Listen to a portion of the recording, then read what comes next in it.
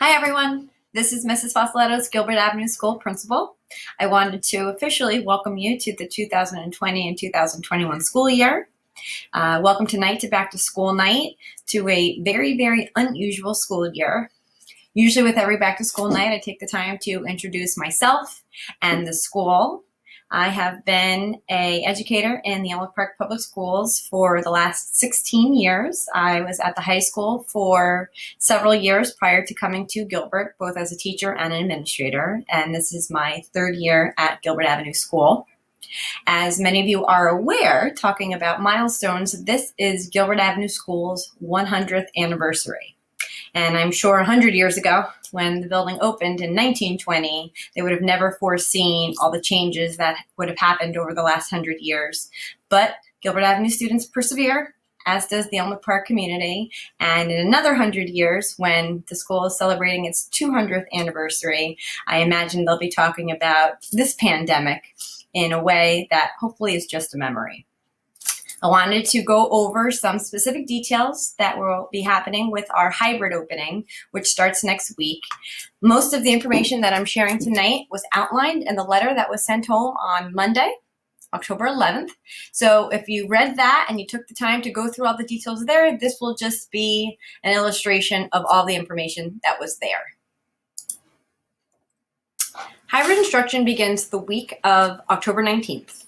And each of our students that are reporting to the building have been divided into two cohorts. Students and last names A through L will be reporting to school for their first day on Monday the 19th, and students in cohort B with the last names M through Z will be reporting to school on Thursday the 22nd. All siblings will be assigned to the same cohort.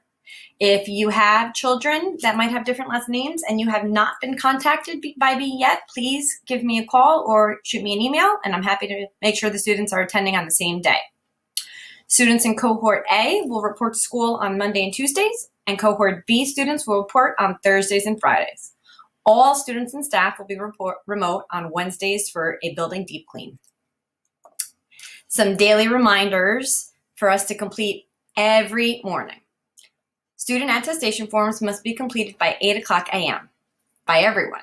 This includes days when your child is remote. A reminder will go out to everyone. This includes everyone in the district at 7 o'clock a.m. Please be patient. After 8 o'clock a.m., you will receive a reminder if you have not completed your attestation form. Please know that if you are answering yes to any question, your child will stay home and log in remotely. And you should have your child checked by his or her doctor and then call Mrs. Corrigan, our school nurse. Failure to complete the attestation form will delay your child's entry into the building. Please know also you will not have the option to respond a second time or change your response. So please respond accurately. Below is the contact information for Gilbert's nurse, Mrs. Corrigan, her phone number, and her email. And as you normally would, if your child is just truly sick and will not be attending school physically or remotely, please make sure you also contact Mrs. Corrigan to report the absence. The next thing you will do is go to the parent portal, and this is where you will find the attestation form. Friendly piece of advice, I also have to fill out an attestation form, and my alarm goes off at 6:45 a.m. Monday through Friday, just to make sure that I remember to complete my own form as well. From there, you will complete your child's daily attendance before 8:45 a.m. on days that your child is remote. So cohort A, when your children are in school on Monday and Tuesday, their teacher will complete their attendance. And for cohort B, you will sign in remotely on days when you are home, and you will complete the attendance on the Gilbert website. Cohort A will sign in for attendance on the website Wednesday, Thursday, Fridays. And like I said, teachers will take attendance Monday, Tuesday. And cohort B students will sign in on the website for attendance Monday, Tuesday, Wednesday, and their teachers will take attendance Thursday, Friday. If your child is all remote, you will log in attendance on the website every day. Our morning arrival also looks a little different. This year, for the time being, all parents are asked to park their car and physically walk their child to their specific arrival door. Please do not drop your child off and go. Additionally, Parking in front of the school will not be available. So please make sure you are taking this into consideration. And I understand that many of us will have to get to work on time. So please budget the fact that, especially the first few weeks, we might have some traffic, and I do appreciate everybody's patience. Doors will open at 8:30 a.m. Students that will be arriving from 8:45 to 9 o'clock a.m., which is technically still late, will still come to their grades assigned doors and have their temperature taken and then walk up to their classroom. Student entry will not be permitted after 9 o'clock a.m. and students should remain home for remote instruction. The letter that went home on Monday also gave you the similar picture, which is a map of our building and outlines specific doors of where your child will be entering. So you see an aerial shot of Gilbert. Pre-K and kindergarten students will report in the morning and be dismissed out of the F1 doors, which is the old main entrance, and it's identified by 2 white columns. Each door is identified by a colored piece of paper also specifying the grade. So the first grade door has a yellow sign next to it, and the first grade door is next to our main doors. The second grade door, if you are walking towards the left side of the building, towards the black top, second grade students will enter through the C1 exit. And grades 3, 4, and 5 students will enter from the rear of the building. Grades 3 and 4 will enter through the B2 doors together. And grade 5 will enter through B1. And we'll have cones all around the building, and everyone will remind you of which doors you're going to. Once you're at your door, your child will have their temperature taken on the first day that they report for their cohort. So cohort A students will have their temperature checked on Mondays, and cohort B students will have their temperature checked on Thursdays. If a student's temperature exceeds 100 degrees, they will not be permitted entry to the building and will be required to go home and work remotely. This is why it's so important that parents and guardians remain on site until their child enters the building. And the attestation form, again, as a reminder, must also be completed in order to enter the building. Once students enter the building, they'll walk directly up to their classroom. So if you see in the photos below, when students get to their classroom, they'll each be given an oversized Ziploc bag, as you see with Ms. Haar. And especially when it gets colder, their backpacks and their coats will be placed in the bag and sit next to them, next to their desk. Dismissal will also occur out of the same doors. Students will be dismissed at 1 o'clock p.m. out of their grades assigned entry and exit. On the first day of school, your child will come home with a colored sign that should be used at pickup with their name, grade, and their teacher's name printed on it. So the sign corresponds to the door. So pre-K students will have a white sign, kindergarten students will have a pink sign, so on and so forth. Please make sure that you're using this sign during dismissal. You're holding it up to encourage social distancing, and this will help us identify parents and guardians, especially while everyone's in a mask. So as you see in this next photo, Ms. Acoli is holding up, I know the color is a little difficult, but Ms. Acoli is acting as a parent. She's holding up a tan sign. And Ms. MacGyver is acting as a grade 5 teacher. Ms. Roth is acting as a student, and you see Ms. MacGyver checking with Ms. Roth. And then in the last picture, confirming that that is the parent, and then the student is released. Grab and go lunch. Information regarding a meal form request will be distributed from the business office. Grab and go lunches will then be available at dismissal. A-day students will pick up meals on Monday and Thursday, and B-day students will pick up meals on Thursday and Friday. Remember, this is available to all students. Students in grades 3 to 5 will have the meals delivered to their classrooms, and they'll carry them down with them. And students in preschool through 2nd grade, the meals will be available for them or to grab when they're exiting. If you're fully remote, you have the option of picking meals up on Wednesdays at the high school cafeteria from 8 to 4.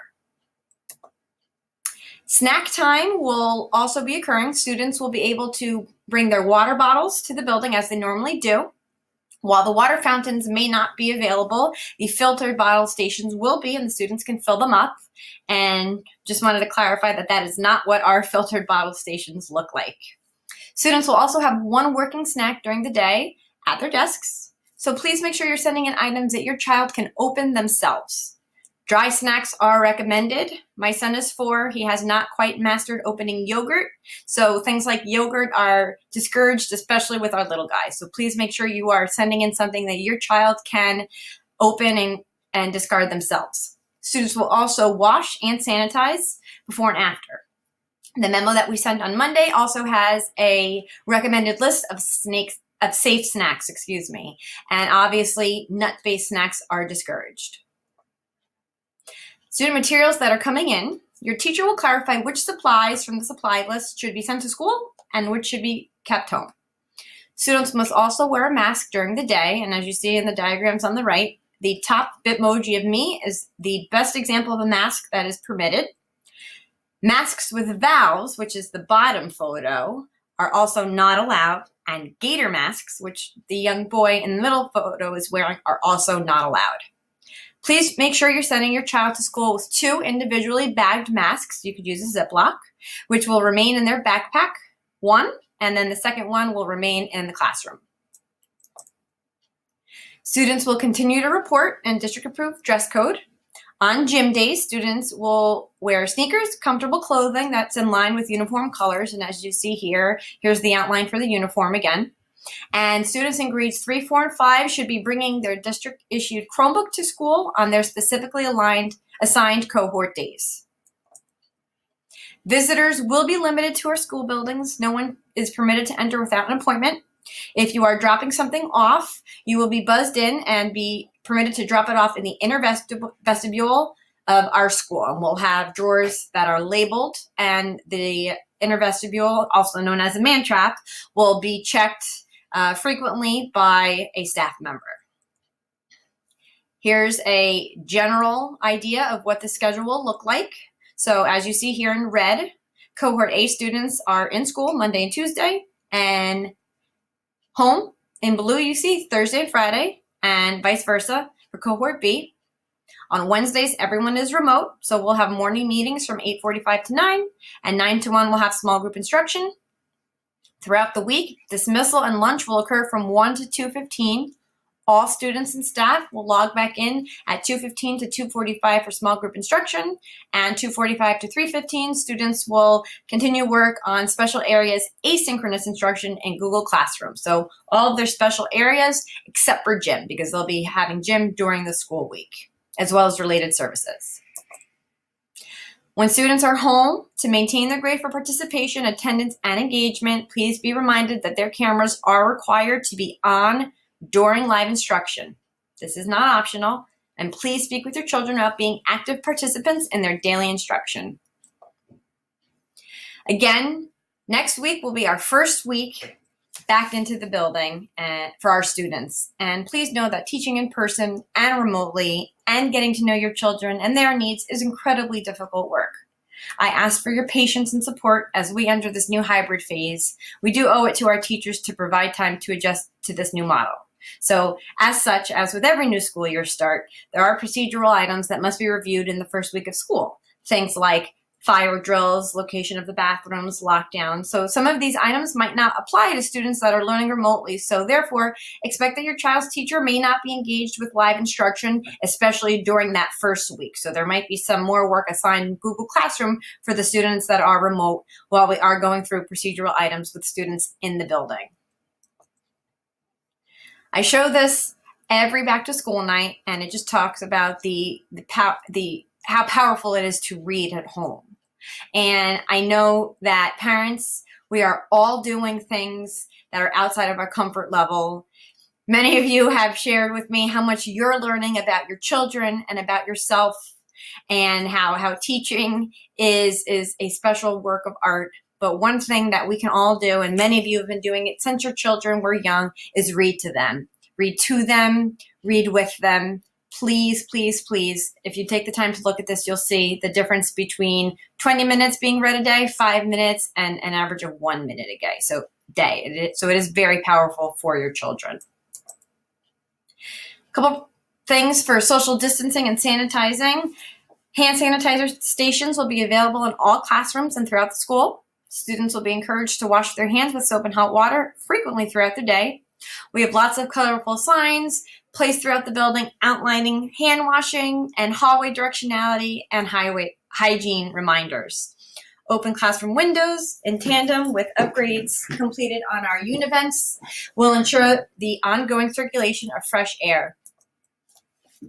Come on in, take a peek of some of our classrooms. So these are some of our preschool, kindergarten, and first grade classes. As you see, our desks are outfitted with guards.